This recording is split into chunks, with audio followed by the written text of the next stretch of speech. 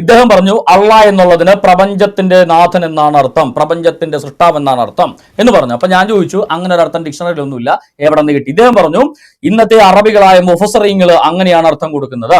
ഇന്നത്തെ ഇസ്ലാം മതസ്ഥര് ഇസ്ലാം മതവിശ്വാസത്തിൽ കൊടുക്കുന്ന അർത്ഥമാണ് അള്ളാഹുവിന്റെ അർത്ഥമായിട്ട് ഇന്നത്തെ കാലത്തുള്ളതെങ്കിൽ മുഹമ്മദ് ജനിക്കുന്നതിന് മുന്നേ അള്ളാഹു എന്ന പദത്തിന്റെ അർത്ഥം എന്തായിരുന്നു? അതായത് മുഹമ്മദ് ജനിക്കുന്നതിന് മുന്നേയുള്ള അന്നത്തെ മക്കയിലെ നിവാസികളായ അറബികള് അള്ളാഹു എന്ന പദത്തിന് കൊടുത്തിരുന്ന വിശ്വാസപരമായ അർത്ഥം എന്തായിരുന്നു?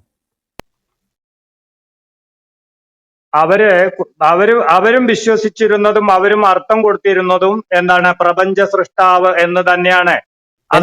തെളിവ് പറയൂ സഹോദര. അവര് ജിന്നെന്ന് അള്ളാഹുവിന്റെ അർത്ഥം കൊടുത്തിരുന്നു, അത് താങ്കൾ അംഗീകരിക്കുന്നില്ലേ? അവര് നടുക്കടലിൽ പെട്ട് കഴിഞ്ഞാൽ പ്രപഞ്ച സൃഷ്ടാവായിട്ടുള്ള അല്ലെങ്കിൽ പിന്നെ ഏകനായിട്ടുള്ള ദൈവമായ അള്ളാഹുവിനെ വിളിച്ചു പ്രാർത്ഥിക്കും. എന്നാൽ ഏകനായിട്ടുള്ള ദൈവമായ അള്ളാഹുവിനെ വിളിച്ചു പ്രാർത്ഥിക്കുന്നത് എവിടെ ഉള്ള സഹോദര? എവിടെ ഏകനായിട്ടുള്ള ദൈവമായ അള്ളാഹുവിനെ വിളിച്ചു പ്രാർത്ഥിക്കുന്നത് എവിടെ ഉള്ള? പ്രപഞ്ച സൃഷ്ടാവായിട്ടുള്ള അള്ളാഹുവിനെ വിളിച്ച് പ്രാർത്ഥിക്കും. ഏകനായ പ്രപഞ്ച സൃഷ്ടാവായിട്ടുള്ള അള്ളാഹുവിനെ വിളിച്ച് പ്രാർത്ഥിക്കുന്നത് എവിടെയുള്ള? ഖുറൈശികളുടെ വിശ്വാസപ്രകാരം, അതെ ഖുറൈശികളുടെ വിശ്വാസപ്രകാരം ഞാൻ റഫറൻസ് സഹിതം പറയാം. ഇബ്നു അബ്ബാസിന്റെ തഫ്സീർ സൂറത്ത് അൽ-അനാമിലെ 100-ാമത്തെ ആയത്തിന് സഹാബികളിൽപ്പെട്ട ഇബ്നു അബ്ബാസ് കൊടുക്കുന്ന തഫ്സീർ താങ്കൾ കാണുക. അതിനകത്ത് പറയുകയാണ്, they ascribe partners to him the jinn. അള്ളാഹുവിനെ ഖുറൈശികള് അള്ളാഹുവിനെ ജിന്നുകളുടെ പങ്കാളികളാക്കിയിരിക്കുന്നു. ദേ സെഡ്, ആ മക്കയിലെ അറബികൾ പറഞ്ഞു, അള്ളാഹ് ഇസ് ഹി ആൻഡ് സാത്താൻ ആർ ബ്രദേഴ്സ് ആൻഡ് പാർട്ട്നേഴ്സ്. അപ്പൊ അള്ളാഹുവിന് അന്നത്തെ അർത്ഥം സാത്താന്റെ ഇബിലീസിന്റെ പങ്കാളിയും ഇബിലീസിന്റെ സഹോദരനുമെന്ന് അന്ന് അള്ളാഹിക്ക് അർത്ഥമുണ്ടോ? അല്ല, തിരിച്ചു ഞാനൊരു ചോദ്യം ചോദിക്കട്ടെ. തിരിച്ചു ചോദിക്കട്ടെ, അതിന് ഇതിന് ഉത്തരം പറയൂ. ഇന്നത്തെ മുസ്ലിങ്ങളുടെ വിശ്വാസപ്രകാരമുള്ള അർത്ഥമാണ് അന്നർത്ഥം എന്താ? ഒരു മിനിറ്റ് യൂനുസ് ഭായി, ഇവിടെ ഒരു ചോദ്യം നമ്മൾ ഡെലിവറി ചെയ്തിട്ടുണ്ട്. അതിന് തിരിച്ച് ചോദ്യമല്ല, ഉത്തരമാവേണ്ടത്. താങ്കൾ ഉത്തരം പറഞ്ഞിട്ട് താങ്കൾ ചോദ്യം പറയാം. അതിൽ ഖുർആൻ വ്യക്തമായിട്ട് പറഞ്ഞിട്ടുണ്ട്. അവരും അതുപോലെ തന്നെ ഇബ്നു അബ്ബാസും മറ്റുള്ളവരൊക്കെ റിപ്പോർട്ട് ചെയ്ത വേറെയും പിന്നെ നിവേദനങ്ങളുണ്ട്. ഈ നിവേദനം അംഗീകരിക്കുന്നുണ്ടോ താങ്കള്? അല്ല, ഇബ്നു അബ്ബാസിന്റെ തഫ്സീർ അംഗീകരിക്കുന്നുണ്ടോ? ആരോപണങ്ങൾ എങ്ങനെ ശരിയാവുക? ആരോപണങ്ങൾ അല്ല സഹോദര, അവരുടെ വിശ്വാസം ആരോപണങ്ങളും നിങ്ങളുടെ വിശ്വാസം സത്യവും. അതെന്ത് ഇരട്ടത്താപ്പ? ഈ ഖുറൈശി മതത്തിന് വിലയില്ലേ? ഖുറൈശികൾ എന്ത് പറഞ്ഞാൽ അത് ആരോപണം, നിങ്ങൾ പറയുന്നല്ല സത്യം. അതെന്താ അടിസ്ഥാനത്തില ബ്രദറെ? താങ്കൾ ഇവിടെ ഉദ്ധരിച്ചത് ആരുടെയാണ്? ഇബ്നു അബ്ബാസ് അല്ലേ? ഇബ്നു അബ്ബാസ് പറയാണ് ഖുറൈശികൾ പറഞ്ഞത് അവരുടെ വിശ്വാസം എന്തായിരുന്നു? അള്ളാഹുവും സാത്താനും. അത് നിങ്ങൾ പറയുന്നത് ആരോപണമാണ്, അവരുടെ വിശ്വാസമാണത്. നിങ്ങൾക്ക് ആരോപണമാ. അള്ളാഹു സാത്താന്റെ സഹോദരനല്ലെന്ന മുസ്ലിം വിശ്വാസം, അത് അവർക്കത് ആരോപണമാണ്. മനസ്സിലായോ? നിങ്ങൾ അവരുടെ ആരോപണം തള്ളിക്കളഞ്ഞിട്ട് കാര്യമില്ല, അവരുടെ വിശ്വാസം അതായിരുന്നു. താങ്കള് പിന്നെ ഇതിനെ വക്രീകരിച്ചിട്ട് കാര്യമില്ല. ഖുർആൻ എഴുതി വെച്ചതാണ്.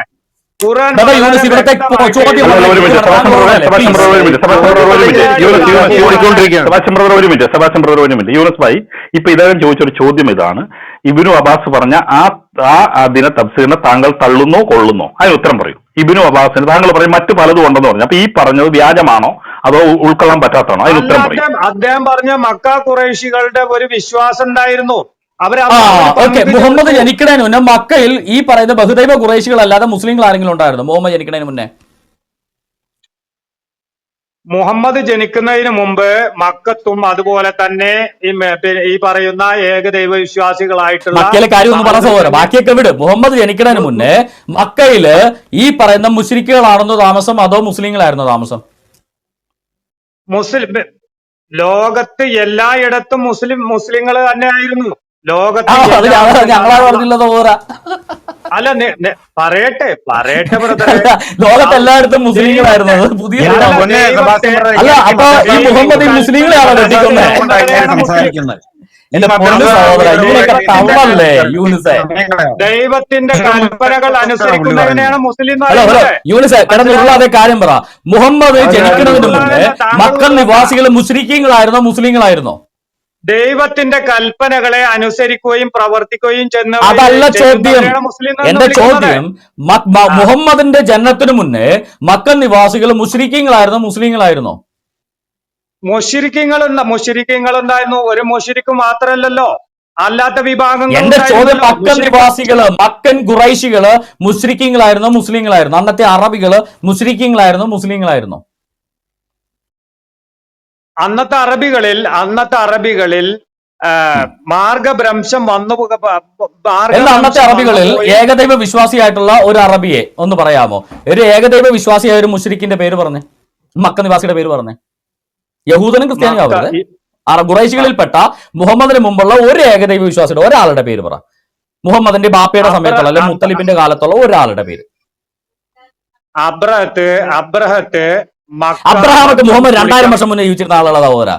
ഇവിടെ മുഹമ്മദിന്റെ കാര്യം ചോദിക്കുമ്പോ ഇസ്രായേലിൽ ജീവിച്ചിരുന്ന അബ്രഹാമിന്റെ കാര്യം പറയാം. 2000 കിലോമീറ്റർ സൗദി അറേബ്യയിലെ മക്കയുടെ കാര്യം ചോദിക്കുമ്പോ അതന്നെ ഞാൻ പറയുന്നത്. സൗദി അറേബ്യയിലെ ഒട്ടകത്തെ കുറിച്ച് ചോദിക്കുമ്പോ ഇന്ത്യയിലെ ആനയെ കുറിച്ച് പറയുന്ന പോലെ സെബാസ്റ്റ്യൻ ബ്രദറെ, താങ്കൾ താങ്കൾ പറഞ്ഞു മക്കയിൽ, താങ്കൾ പറഞ്ഞു, ഞാൻ ചോദ്യം ആവർത്തിക്കാം, താങ്കൾ പറഞ്ഞു മക്കയിൽ മുഹമ്മദിന് മുന്നേയും ഏകദൈവ ആരാധകർ ഉണ്ടായിരുന്നു. മക്കയിലെ ഖുറൈശികളുടെ ഇടയിലുള്ള മുഹമ്മദിന് മുമ്പ് ജീവിച്ചിരുന്ന ഒരു ഏകദൈവ ആരാധകൻ, മുഹമ്മദിന് ജനിക്കുന്നതിന്റെ കാലത്ത് ആ തൊട്ടു മുന്നേ ജീവിച്ചിരുന്ന ഒരു ഏകദൈവ ആരാധകൻ ഒരാളുടെ പേര് പറയും. താങ്കൾ എന്നെ ചോദ്യം ഉത്തരം പറയാൻ നിൽക്കണ്ട, എന്നെ പറയാൻ അനുവദിക്കൂ. നജാഷി രാജാവായിട്ടുള്ള അബ്രഹത്ത് പിന്നെ കഅബ പൊളിക്കാൻ വന്നപ്പോ ആ പൊളിക്കാൻ വന്നത് മുഹമ്മദിന് മുമ്പ് യമനി. ഏത് യമനി? അല്ല, അബ്രഹാം കബ പൊളിക്കാൻ വന്നെന്ന് എവിടെയാണ് ഇതിനകത്ത് എഴുതിയിരിക്കുന്നത്? മുഹമ്മദിന് മുമ്പുള്ള ചരിത്രത്തിൽ എവിടെ ഉള്ളത്? സെബാസ്റ്റ്യൻ ബ്രദർ, അത് അബ്രഹത്ത് രാജാവാണ്. സെബാസ്റ്റ്യൻ ബ്രദർ, അബ്രഹത്ത് രാജാവ് യമനി. മുഹമ്മദിന് മുമ്പുള്ള കാര്യം ചോദിക്കുമ്പോൾ എന്തിനാ മുഹമ്മദിന്റെ കാലത്തെ കാര്യം പറയണം? ഒരു കാര്യം ചെയ്യാം, ഈ ബസിന്റെ ഉള്ളിൽ കയറി ഓടാൻ നിൽക്കണ്ട. ഞാൻ പറയുന്നത് കേട്ടിട്ട് താങ്കൾ മറുപടി. അല്ല, ഞാൻ ചോദിച്ചത് മുഹമ്മദ് ജനിക്കുന്നതിന് മുമ്പ് ടൈം വെച്ച് സംസാരിക്കുന്നത് നല്ലതായിരിക്കും. സെബാസ്റ്റ്യൻ ബ്രദർ, ടൈം വെച്ച് സംസാരിക്കുന്നത് നല്ലതായിരിക്കും. താങ്കള് ടൈം സംസാരിക്കാൻ കുഴപ്പമില്ല. അതാണ് നല്ലത്. താങ്കള് മക്കയിൽ മുഹമ്മദ് ജനിക്കുന്നതിന് മുന്നേ ആ ഇടയ്ക്ക് കയറാതെ നിങ്ങൾ രണ്ടുപേരും മനസ്സിലാക്കുക. താഴെ കേൾവിക്കാരുണ്ട്, അവർക്ക് അസ്വസ്ഥ ഉണ്ടാക്കുന്നുണ്ട്. പകരം ഹെഡ്ഫോൺ വെച്ചാൽ പലരും കേൾക്കുന്നു, അവർക്ക് ബുദ്ധിമുട്ടുണ്ട്. ഇടയ്ക്ക് കയറരുത് യൂനസ് ഭായി. ഞാനല്ല ഇടക്ക് കയറുന്ന സെബാസ്റ്റ്യൻ ബ്രദർ. സെബാസ്റ്റ്യൻ ബ്രദർ പറഞ്ഞു തരട്ടെ. ഞാനൊരു ചോദ്യം പറഞ്ഞു. മുഹമ്മദിന് മുന്നേയും മക്കയിൽ ഏകദൈവ വിശ്വാസികളായ അറബികൾ ഉണ്ടായിരുന്നു. മുഹമ്മദിന് മുമ്പ് മക്കയിൽ ഉണ്ടായിരുന്ന ആ കാലഘട്ടത്തിൽ, അല്ലാതെ 12,000 വർഷങ്ങൾക്ക് മുമ്പുള്ള കാര്യമല്ല, മുഹമ്മദിന്റെ കാലഘട്ടത്തിൽ, മുഹമ്മദിന്റെ ജനനത്തിന് മുമ്പ് അവിടെ ഉണ്ടായിരുന്ന, മുഹമ്മദ് ജനിക്കുന്ന തൊട്ട് മുന്നേ അവിടെ ഉണ്ടായിരുന്ന ഏതെങ്കിലും ഒരു മക്കൻ മുശ്രിക്കിന്റെ ആ കൂട്ടത്തിൽപ്പെട്ട ഒരു ഏകദൈവ വിശ്വാസത്തിന്റെ പേരാണ് ചോദിച്ചത്. ഒരാളുടെ എങ്കിലും ഒന്ന് പറയും. താങ്കൾ ഇവിടെ പറയാൻ സമ്മതിക്കണ്ടേ? നജാഷി രാജ ഇടപെടല്ല ബ്രദറെ. നിങ്ങൾ എന്താ ഞാൻ പറയുമ്പോ ഇടപെടുന്നത്? ഇതെന്തൊരു ജനാധിപത്യ ഒരു മര്യാദ ഇല്ലാത്ത സ്വഭാവമാണ്. ഞാൻ നജാഷി രാജാവായിട്ടുള്ള അബ്രഹത്തിനെ പറഞ്ഞപ്പോ താങ്കൾ ഇടപെട്ടും കൊണ്ട് അത് ബൈബിളിലേക്ക് കൊണ്ടുപോവുകയാണ്. ഇതാണ് നജാഷി രാജാവായിട്ടുള്ള അബ്രഹത്ത് മുഹമ്മദിന് മുമ്പ് ജീവിച്ചിരുന്ന ആളാണോ മുഹമ്മദിന്റെ കാലത്ത് ജീവിച്ചിരുന്ന ആളാണോ? ഞാൻ പറഞ്ഞു കഴിഞ്ഞിട്ട് താങ്കൾക്ക് ഇടപെടാം, അല്ലാതെ അതിന്റെ അടിയിൽ കയറി വെടിവെക്കേണ്ട താങ്കളെ, പ്ലീസ്. ഓക്കെ, ഒരു മിനിറ്റ് അല്ലല്ല യൂനസ് ഭായി, താങ്കൾ സെബാസ്റ്റ്യൻ ബ്രദർ ഇടയ്ക്ക് കയറിയല്ല. സെബാസ്റ്റ്യൻ ബ്രദർ ഇടയ്ക്ക് കയറുക. താങ്കൾക്ക് 1.5 മിനിറ്റ് സമയം തരികയാണ്. പക്ഷേ താങ്കൾ പറയുന്നത് റഫറൻസ് വേണം, താങ്കൾ കഥ പറയില്ല. ഇന്ന according to this book, this author, ഈ രാജാവ്, അത് താങ്കൾ റഫറൻസ് വെച്ച് പറയണം. കഥ പറയാൻ പറ്റില്ല. കഥ പറഞ്ഞാൽ ഞാൻ ആ സമയത്ത് ഇടപെടും, മോഡറേറ്റർ ഇടപെടും. പ്ലീസ് റഫറൻസ് വെച്ച് പറയൂ. യു ക്യാൻ യൂനസ് ഭായി റഫറൻസ് വെച്ച് പറയൂ പ്ലീസ്. പറയാം. കഅബ പൊളിക്കാൻ വന്നിട്ടുള്ള നജാഷി രാജാവ് അവിടെ കഅബ പൊളിക്കാൻ വന്നപ്പോ ഈ നബിയുടെ ബ്രദറെ, റഫറൻസ് ആദ്യം പറയൂ. കഥ പറഞ്ഞിട്ട് റഫറൻസ് എവിടെന്നാ വരുന്നതെന്നൊന്ന് ചോദിക്കാം. അതുകൊണ്ടാണ് ഞാൻ റഫറൻസ് ചോദിച്ചത്. അതുകൊണ്ടാണ് ഞാൻ റഫറൻസ് ചോദിച്ചത്. ഓക്കെ, പറയൂ യൂനസ് ഭായി പറയൂ. അല്ല, റഫറൻസ് ഇല്ലെങ്കിൽ പിന്നെ ഒരു ചരിത്രം അല്ലാതെ താങ്കൾ ആ ചരിത്രം ഒന്ന് പറയുന്നു കേക്കട്ടെ, ഒരു ആഗ്രഹം. ഈ അബ്രഹാം രാജാവ് വന്നിട്ട് എന്ത് ചെയ്തു? എന്റെ കയ്യിൽ ഇപ്പൊ റഫറൻസ് ഇല്ല. ഞാൻ പറയാം, എനിക്ക് അവസരം തന്നാൽ. പിന്നെ നമ്മൾ സമ്മതിച്ചില്ലെന്ന് പറയും പ്ലീസ്. കൊടിമരം എനിക്ക് പകരം പറയാം. യൂനസ് ഭായി പറയൂ. അതെ, എന്നോടാണ് ചോദിച്ചത്, താങ്കളോടല്ല, എന്നോടാണ് ചോദിച്ചത്. ഒരു മിനിറ്റ്. അബ്രഹത്ത് പിന്നെ കഅബ പൊളിക്കാൻ വന്നപ്പോ അവിടെ അബ്ദുൽ മുത്തലിബിനോട് പറഞ്ഞു, പിന്നെ ഇങ്ങനെ കഅബ പൊളിക്കാൻ വരികയാണ്, അപ്പോ താങ്കൾ എന്തുകൊണ്ടാണ് ഒന്നും പ്രതികരിക്കാതെ നിൽക്കുന്നത് ചോദിച്ചപ്പോ പിന്നെ അബ്ദുൽ മുത്തലിബ് പറഞ്ഞത് എന്താ, അതിന് ഒരു നാഥനുണ്ട്, അള്ളാഹു, അപ്പോ അവൻ അതിനെ നോക്കിക്കൊള്ളും എന്നാണ് അബ്ദുൽ മുത്തലിബ് പറഞ്ഞത്. മനസ്സിലായോ? അതാണ് അതിനുള്ള ഉത്തരം.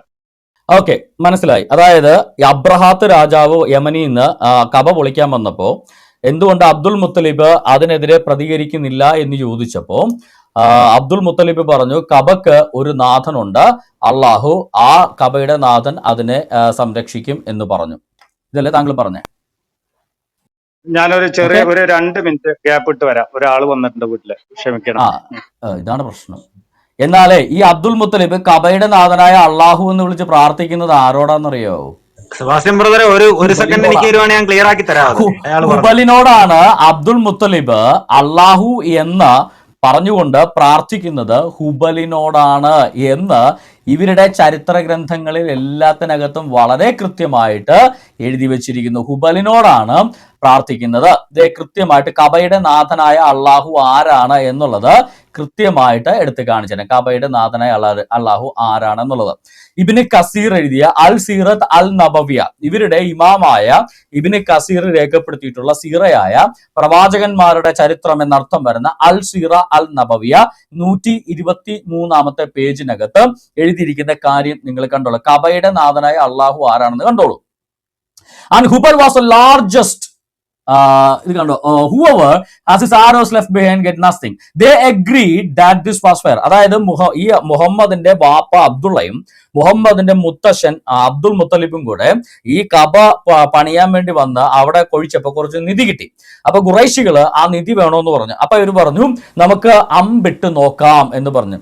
So he made 2 yellow arrows for the Kaaba. അതായത് മഞ്ഞ 2 അമ്പുകൾ ഉണ്ടാക്കി, അത് വീഴുന്നത് കബയ്ക്ക്, ഈ ക്ഷേത്രത്തിന് കിട്ടും. 2 black ones for himself. ഈ മുത്തലിബിന്, മുഹമ്മദിന്റെ മുത്തശ്ശനും അബ്ദുള്ളക്കും, മുഹമ്മദിന്റെ ബാപ്പ എന്നറിയപ്പെടുന്ന അബ്ദുള്ളക്കും കൂടെ 2 കറുത്ത അമ്പുകൾ ഇട്ടു. 2 white ones for them. ഖുറൈശികൾക്ക് വേണ്ടി 2 വെള്ള അമ്പുകളും ഇട്ടു. Then he gave the arrows to the diviner. ഈ ബഹുദൈവ ആരാധകനായ ഈ അവിടുത്തെ പൂജാരിക്ക് ഈ അമ്പുകളെല്ലാം ഏൽപ്പിച്ചു. കാര്യം എന്താ? the site of the idol Hubal, ഹുബലിന്റെ ആ സ്ഥലത്ത്, കബയുടെ മധ്യത്തിലെ കബയുടെ നാഥനായ പ്രതിമയാണ് ഹുബല്. ആ ഹുബലിന്റെ പ്രതിമയുടെ സ്ഥലത്തേക്ക് അത് അവിടുത്തെ പൂജാരിക്ക്, അവിടുത്തെ പുരോഹിതനോട് കൊടുത്തു. Who was to cast him. അവിടുത്തെ ഹുബലിന്റെ പുരോഹിതനാണ് കബയുടെ പുരോഹിതൻ.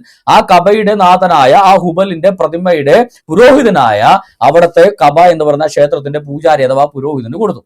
And Hubal was the largest of their idols. ആ അന്നുള്ള ആ കബയിലുള്ള എല്ലാ വിഗ്രഹങ്ങളിലും ഏറ്റവും വലുത് ഹുബലായിരുന്നു.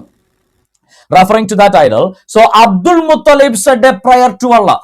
ആ ഹുബലിന്റെ ആ പ്രതിമയുടെ മുമ്പിൽ നിന്നുകൊണ്ട് അബ്ദുൽ മുത്തലിബ് എന്ന് പറയുന്ന മുഹമ്മദിന്റെ മുത്തശ്ശൻ said a prayer to God, അള്ളായോട് പ്രാർത്ഥിച്ചു എന്നാണ് അറബിയിൽ. അതാണ് ജി ക്യാപിറ്റൽ തർജ്ജമയിൽ ഇടുന്നത്. അള്ളാഹ്, അതാണ് ഗോഡ് എന്ന് ജി ക്യാപിറ്റൽ തർജ്ജമയിൽ ഇവരിടുന്നത്. അള്ളാഹയുടെ തർജ്ജമക്കാം പ്രയർ ടു അള്ളാഹ്. എന്താ എഴുതിയിരിക്കുന്നത്? Yunus bin Bukair recounted from Muhammad bin Ishaq and Abdul Muttalib began saying. ഈ അബ്ദുൽ മുത്തലിബിന്റെ പ്രാർത്ഥന ഇന്നതായിരുന്നു. ഓ അള്ളാഹ്, ഹുബലിന്റെ മുന്നിൽ നിന്ന് പ്രാർത്ഥിക്കുക. അമ്പിടാൻ വേണ്ടി പൂജാരിക്ക് അമ്പും കൊടുത്തിട്ട് ഹുബലിന്റെ മുന്നിൽ നിന്ന് അബ്ദുൽ മുത്തലിബ് പ്രാർത്ഥിക്കുക. കബയുടെ അകത്താണ്, കബയുടെ നടുക്കുള്ള കാര്യം പറയണേ. O Allah, you are the much praised king. O Allah, ഹുബലിനെ വിളിക്കുകയാണ്. ഓ അള്ളാഹ്, നീയാണ് ഏറ്റവും പുകഴ്ത്തപ്പെട്ടിട്ടുള്ള രാജാവ്. മൈ ലോർഡ്, എന്റെ റബ്ബേ, you are the one who initiates and repeat. നീയാണ് ആരംഭിക്കുന്നതും ആവർത്തിക്കുന്നതും. The one who is firmly holding rocky mountains. ഈ കല്ലുകളെല്ലാം, ഈ മലകളെല്ലാം പിടിച്ചു നിർത്തുന്ന നീയാണ്. From you comes all that's new or it is old. പഴയതും പുതിയതുമെല്ലാം നിന്നിൽ നിന്നാണ് വരുന്നത്. ഇഫ് യു വിഷ്, ഹുബലിന്റെ മുന്നിൽ അമ്പിടാൻ പോവാണ്. If you wish you give inspiration as you want. നിന്റെ ഇൻസ്പിറേഷൻ പോലെ, ഹുബലിന്റെ ഇൻസ്പിറേഷൻ ആണ് ഹുബലിന്റെ പൂജാരി അമ്പിട്ട് തീരുമാനിക്കുന്നത്. ഹുബലിന്റെ വിഷ് എന്താണ്? ആ ഹുബലിനോട് പ്രാർത്ഥിച്ചുകൊണ്ട് പറയാം, അല്ലാ ഹുബലെ, നിന്റെ wish, you give your inspiration as you want to find a place for the ornaments and the steel. So make clear today what you wish.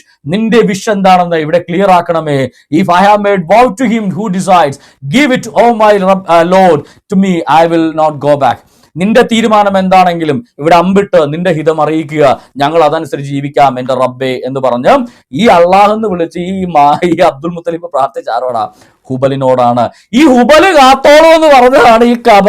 അല്ലാതെ കബയുടെ നാഥനായ അള്ളാഹ് കാക്കുമെന്ന് പറഞ്ഞാൽ ഈ ഖുറൈശി ദേവനായ ഒരള്ളയല്ല, പല അള്ളയുണ്ട്. അതിൽ ഒരെണ്ണം അമ്മായിയപ്പനല്ല, ലാത്തയുടെ വാപ്പ, മനാത്തിന്റെ വാപ്പയല്ല. ഒരെണ്ണം മനാത്തിന്റെ കെട്ടിയോണുള്ള, അതാണ് ഈ ഹുബല്. കബയുടെ നാഥനായ അള്ള എന്ന് പറഞ്ഞ ഹുബലിനെയാ അബ്ദുൽ മുത്തലിബ് പറഞ്ഞ്. അപ്പൊ ഈ അബ്ദുൽ മുത്തലിബിന്റെ അർത്ഥമാണ്, അന്നത്തെ കാലത്ത് അബ്ദുൽ മുത്തലിബ് കൊടുത്ത അർത്ഥമാണ് ഈ പറയുന്ന അള്ളാഹ്ക്കുള്ളതെങ്കിൽ അള്ളാഹ് ആരാ? ഹുബലാണ്. അപ്പൊ പിന്നെ ഓരോ പണ്ഡിതന്മാർ ഓരോ കാലത്ത് കൊടുക്കുന്ന റഫറൻസ് ഒന്നുകൂടെ ആവർത്തിക്കാം. ഇത് സീറത്ത് അൽ നബവിയ, അൽ സീറത്ത് അൽ നബവിയ, ഇബ്നു കസീറിന്റെ ഗ്രന്ഥമാണ് അൽ സീറത്ത് അൽ നബവിയ. ആ ഇബ്നു കസീറിന്റെ അൽ സീറത്ത് അൽ നബവിയിലെ 123-ാമത്തെ പേജാണ് ഞാൻ വായിച്ചത്. ഓക്കെ, പറഞ്ഞോളൂ. ബ്രദർ പറഞ്ഞ ഒരു കോൺട്രഡിക്ഷൻ ഉണ്ട്. അല്ലാഹു ഹുബലാണെങ്കിൽ ലാത്തയുടെ പിതാവിന്റെ പേര് അല്ലാഹു തന്നെയല്ലേ?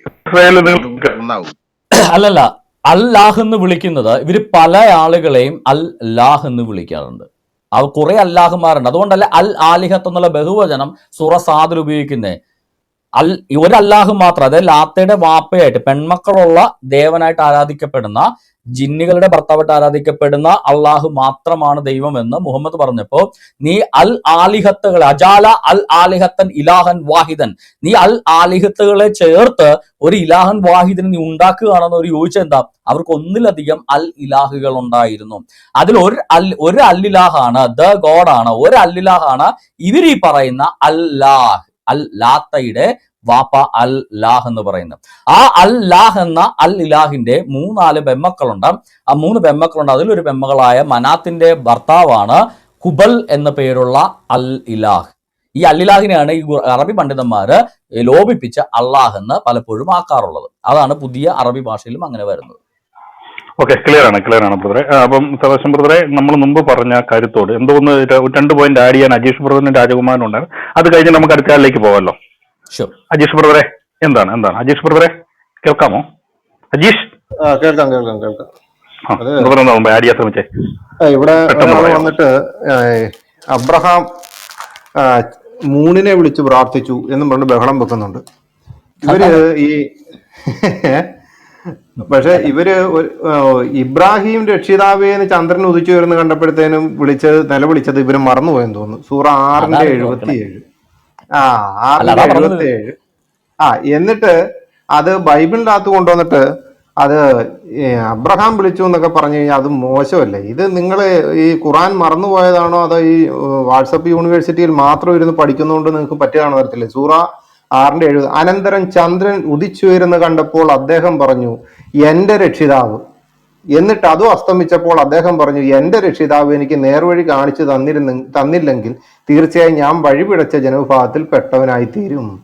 അതേപോലെ ഇവിടെ സംസാരിക്കാൻ പറഞ്ഞ ആ ആളിനോട് എൻ്റെ ചോദ്യം, ഈ ചന്ദ്രൻ ഉദിച്ചു വരുന്ന കണ്ടപ്പോൾ ഇതാ എൻ്റെ രക്ഷിതാവെന്ന് ഈ ഇബ്രാഹിം ഇത് പറയണമെന്നുണ്ടെങ്കിൽ ഈ ഇബ്രാഹിം ഈ രക്ഷിതാവേന്ന് വിളിച്ചത് ഏത് വാക്കിലാണ്, ഏത് അറബി ഭാഷയിലാണെങ്കിൽ ആ രക്ഷിതാവിന് അവിടെ കൊടുത്തിരിക്കുന്ന വാക്ക് എന്താണ്? അതിനുള്ള ഒരു മറുപടി തരുവാണെങ്കിൽ നല്ലതായിരിക്കും. ഓക്കെ, ഇത് മാത്രമേ എനിക്ക് അല്ല വേറെ ആർക്കെങ്കിലും പറയാമല്ലോ. കാരണം എന്താ അറിയോ, ഭൂമിയില് ഒരു കാര്യം, സൂറ 2:30 പറഞ്ഞിരിക്കുന്ന ഖലീഫ എന്ന് പറയുന്നത് ഭൂമിയിലെ സകല മുസ്ലിങ്ങളുമാണെന്നാണ് TH മുസ്തഫ മൗലവി പറഞ്ഞിരിക്കുന്നത്. അന്നേരപ്പോൾ ആദം മാത്രമല്ല ഭൂമിയിലെ ഖലീഫ കേട്ടോ. ഭൂമിയിലെ ഏതൊരു മുസ്ലിം ഉണ്ടോ അത് അവര് മുഴുവനും ഖലീഫകളാണ്. അതുകൊണ്ട് ഏത് ഖലീഫയ്ക്കും മറുപടി തരാം. പോരെ സുഭാഷൻ? രാജകുമാരൻ എന്തോ ആഡ് ചെയ്യണമെന്ന് പറഞ്ഞായിരുന്നു. ഒന്ന് ഈ അറബി ബൈബിൾ ട്രാൻസ്ലേഷനെ പറ്റിയിട്ടാണ്. ഈ അറബി ബൈബിൾ ട്രാൻസ്ലേഷൻ ഇവരെപ്പോഴും പറയും അറബികൾ പണ്ട് തന്നെ ഈ അള്ളാഹു എന്നുള്ള വാക്ക് ഉപയോഗിച്ചിട്ടുണ്ടല്ലോ എന്ന് പറയും. പക്ഷെ ആക്ച്വലി ഫസ്റ്റ് അറബിക് ട്രാൻസ്ലേഷൻ, ബൈബിളുടെ അറബിക് ട്രാൻസ്ലേഷൻ വരുന്നത് AD 867 അതിന്റെ പേര് സിനായി അറബിക് കോഡക്സ് 151 എന്നാണ് അതിന്റെ പേര്. അത് ബിഷർ ഇബിൻ അൽ സിറി എന്ന് പറയുന്ന ഒരു വ്യക്തിയാണ് അത് എഴുതിയിട്ടുള്ളത്. അപ്പോൾ ആ സമയമായപ്പോഴത്തേക്കും അള്ളാഹു എന്നുള്ള വാക്ക് ഒരു ദൈവത്തിന്റെ പര്യായമായിട്ട് മാറിയിരുന്നു. അപ്പം അപ്പൊ ഇവരീ പറയുന്നതിൽ ഒരു അർത്ഥവുമില്ല. പിന്നെ രണ്ടാമത്തെ ഒരു കാര്യം, ഇദ്ദേഹം ഈ യൂനൂസ് എന്ന് പറയുന്ന വ്യക്തി ഇവിടെ പറഞ്ഞു ഇങ്ങനെ അള്ളാഹു കാബ കാത്തുകൊള്ളും എന്ന് മുത്തലീബ് പറഞ്ഞു എന്ന്. പക്ഷെ അള്ളാഹുവിന് അള്ളാഹുവിന് ആ കഴിവില്ല എന്നുള്ളതാണ് AD 10-ാം നൂറ്റാണ്ടില് കർമേഷ്യൻസ്, അതായത് അന്നത്തെ ബഹ്റിനിൽ ഭരിച്ചിരുന്ന ഷിയക്കാരായിരുന്നു കർമേഷ്യൻസ്. അവര് വന്നിട്ട് അതില് അവരുടെ അന്നത്തെ നേതാവ് അബൂ താഹിർ അൽ ജനാബി എന്ന് പറയുന്ന ഒരു വ്യക്തിയുടെ കീഴിൽ അവര് വന്ന് ഈ കാബ ആക്രമിക്കുകയും ഈ പറയുന്ന കറുത്ത കല്ലിന്റെ മുകളിൽ മലം വാരി എറിയും. പിന്നെ ആരോ എറിഞ്ഞൊരു കവിണക്കല്ല് വന്ന് തട്ടി ഇത് 8 പീസായിട്ട് ഇത് പൊട്ടുകയും ചെയ്യും. അവിടെ പ്രാർത്ഥിക്കാൻ കൂടിയിരുന്നവരെയൊക്കെ കൊന്ന് ഈ സംസം കിണറ്റിൽ ഇട്ടിട്ട് അത് നിറഞ്ഞു എന്നാ പറയുന്നത്. അത്ര അധികം ആൾക്കാരെ അന്ന് കൊന്ന് ഷിയാക്കള് അവിടെ ഉണ്ടായിരുന്ന മുസ്ലിംസിനെ കൊന്ന് ഈ കിണറ്റിൽ തള്ളിയിട്ടു. എന്നിട്ട് അവർ ഈ കല്ലും കൊണ്ട് പോവുകയും ചെയ്തു. കല്ലും കൊണ്ട് പോയിട്ട് പിന്നീട് അത് അബ്ബാസിഡുകൾ AD 952 12,000 ദിനാറ്, അന്നത്തെ 12,000 ദിനാറ് കൊടുത്തിട്ടാണ് അത് തിരിച്ചു കൊണ്ടുവന്നത്. അപ്പം അള്ളാഹുവിന് അത് പ്രൊട്ടക്ട് ചെയ്യാൻ കഴിവുണ്ടായിരുന്നില്ല എന്നുള്ളതാണ് സത്യം. അതിൽ മുന്നും ആക്രമിച്ചിട്ടുണ്ട്. ഇബിൻ സുബൈർ മക്ക ഗവർണർ ആയിരുന്ന കാലഘട്ടത്തിൽ അബ്ദുൽ മാലിക്കിന്റെ കമാൻഡർ ആയിരുന്ന ഹജാജ് വന്നിട്ട് അത് ആകെ അടിച്ച് തകർത്തിട്ടാണ് പോയത്. അപ്പോൾ അള്ളാഹു അത്ര കഴിവുള്ള ദൈവമൊന്നല്ല. ഓക്കെ ബ്രദറെ, ക്ലിയർ ആണ്. ഓക്കെ, അടുത്ത സലീം, ബട്ടർ ബ്രദർ സലീം ഞാൻ മേലത്തെ ഓർഡറിലേക്ക് പോവുകയാണ്. ഇവർ രണ്ടുപേരും ആഡ് ചെയ്യാൻ വന്നുകൊണ്ടാണ്. സലീം ബ്രദറെ സംസാരിക്കൂ. Okay thank you. ഞാൻ പറയുന്നത് കേൾക്കാമല്ലോ അല്ലേ? ക്ലിയർ ആണ് ബ്രദറെ. ഓക്കെ ഞാൻ സെബാസ്റ്റിന്റെ പ്രസന്റേഷൻ എല്ലാം കേട്ടിരുന്നു. അതിൽ ഒരുപാട് വിഷയങ്ങൾ കേട്ടു. അപ്പോ അദ്ദേഹം ക്രൈസ്തവ ദൈവത്തിലേക്ക് മുസ്ലിങ്ങളെ ക്ഷണിക്കുന്നതായിട്ടുള്ള പരാമർശങ്ങളൊക്കെ പറയുകയുണ്ടായി. അപ്പോ ബൈബിളിനകത്ത് 1-2 സംശയങ്ങള് ഈ യഹോവയായ ദൈവത്തെ സാത്താന് പരീക്ഷിക്കുന്നതായിട്ടുണ്ട്. ഒരു മിനിറ്റ് സലീം ബ്രദർ, ഒരു മിനിറ്റ്. സെബാസ്റ്റ്യൻ ബ്രദറെ ഇപ്പൊ വിഷയത്തിൽ നിന്ന് മാറിയാണ് പോകുന്നത്. അത് മറുപടി അപ്പൊ യഹോവയായ ദൈവത്തെ സാത്താൻ പരീക്ഷിക്കുന്നു എന്ന് പറയുമ്പോൾ സാത്താൻ അല്ലേ യഹോവയെക്കാളും വലുത് വരുന്നത്, ദൈവത്തെക്കാളും വലിയവനായി വരുന്നത്? നല്ല ചോദ്യമാണ് ബ്രദറെ. നല്ല ചോദ്യമാണ്. അതായത് ഇദ്ദേഹം പറയുന്നത് ദൈവം മനുഷ്യനായിട്ട് ഭൂമിയിൽ വന്നപ്പോൾ ആ മനുഷ്യൻ എന്ന നിലയിൽ ആ മനുഷ്യനെ, യേശുക്രിസ്തു എന്ന മനുഷ്യനെ, ദൈവം മനുഷ്യനായിട്ട് ഭൂമിയിൽ പ്രത്യക്ഷനായപ്പോൾ ആ മനുഷ്യൻ എന്നുള്ള നിലയിൽ ആ മനുഷ്യനെ സാത്താൻ പരീക്ഷിച്ചു. അപ്പോ സാത്താനല്ലേ ദൈവത്തെക്കാൾ ശക്തനാണ്? ദൈവം ഹലോ ചോദ്യം ചോദിച്ചില്ല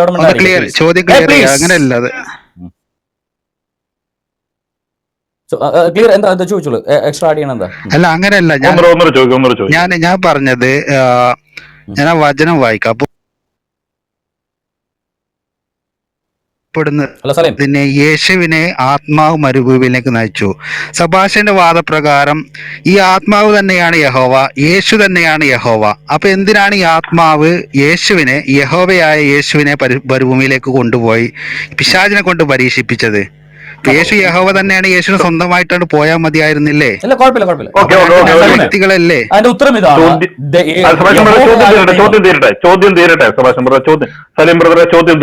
അത് തന്നെയാണ് എന്റെ ചോദ്യം. ഈ 3 വ്യക്തികൾ അവിടെ ഉണ്ട്.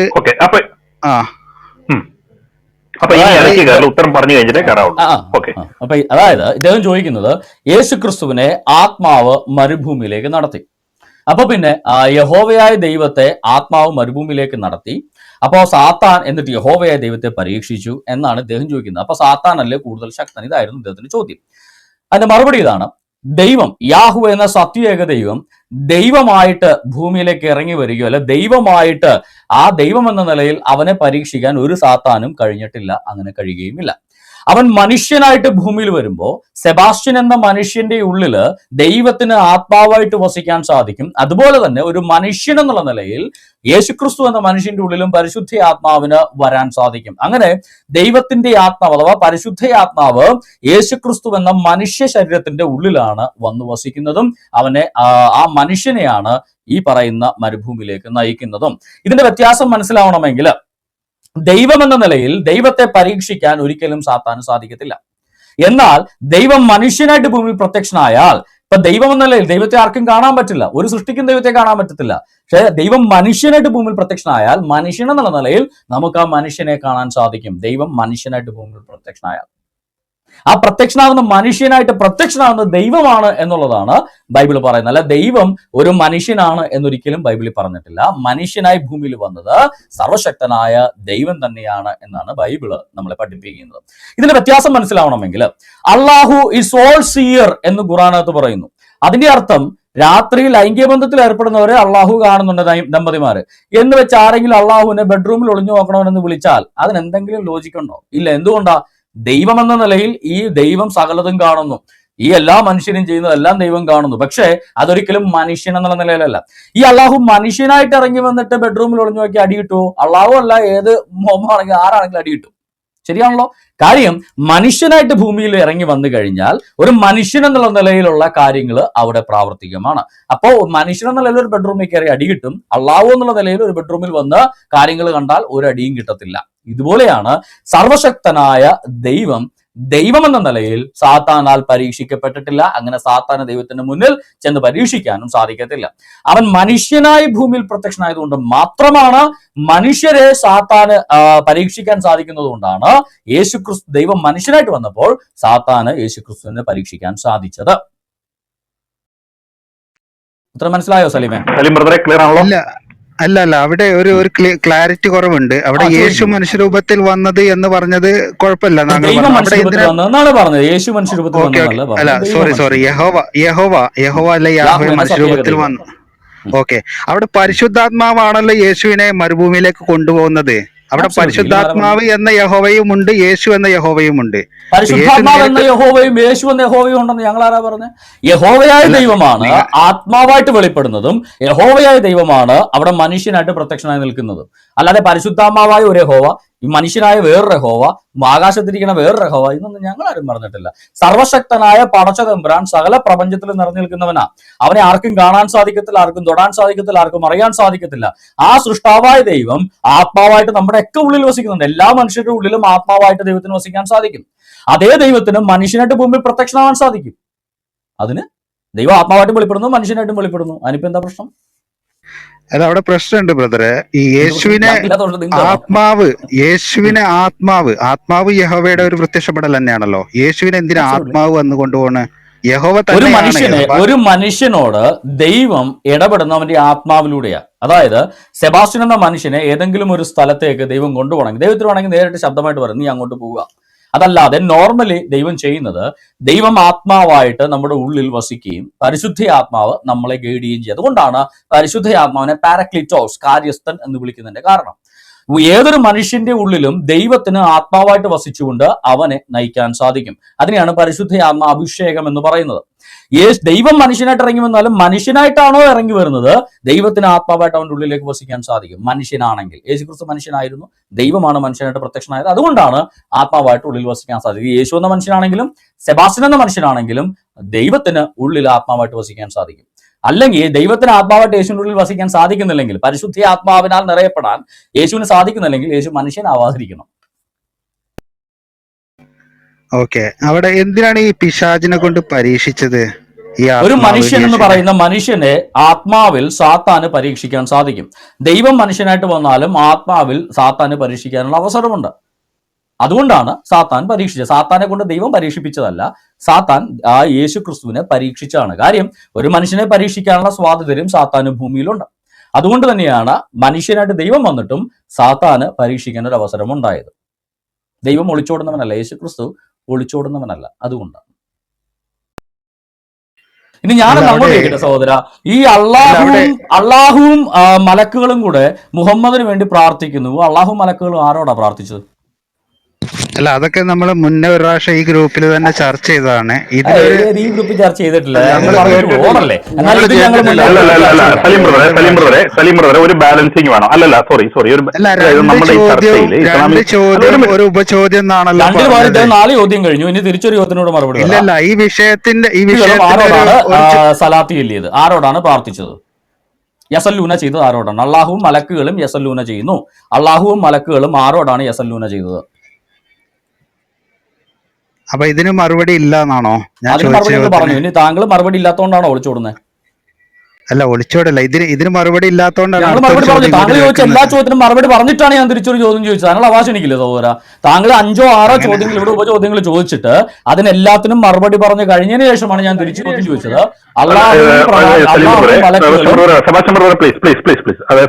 സലീം ബ്രദർ ചോദിച്ച ചോദ്യത്തിന് ആൻസർ കൃത്യമായി കിട്ടി, ഓഡിയൻസും കേട്ടതാണ്.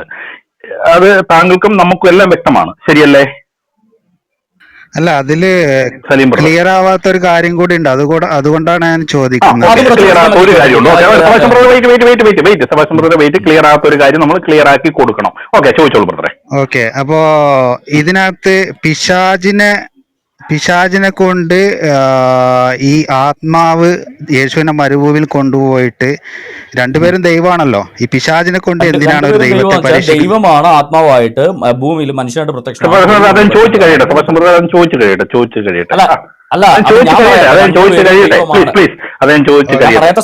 ഓക്കെ, ഈ ലോകത്തിന്റെ ദൈവം പിശാചാണ് എന്ന് പറയുന്നത് 2 കൊരിന്ത്യർ 4:4. അപ്പൊ ഈ പിശാചായ താങ്കൾ ഇപ്പോഴത്തെ ചോദ്യത്തിലേക്ക് ബ്രദർ, ഒരുപാട് വചനത്തിലേക്ക് പോയാൽ നമ്മൾ മൊത്തം അതിന് പറയുമ്പോൾ ശരിയാവില്ല. താങ്കൾ ഇപ്പോഴത്തെ ചോദ്യത്തിലേക്ക് വാ. അദ്ദേഹം പോയോ? ഹലോ സലീം ബ്രദർ, കാണുന്നില്ലല്ലോ. പുള്ളി പോയി. അത് ചിലപ്പോൾ നെറ്റ് പോലും പോയതായിരിക്കും. ഒരു മിനിറ്റ് നെറ്റ് പോയതായിരിക്കും. നമ്മൾ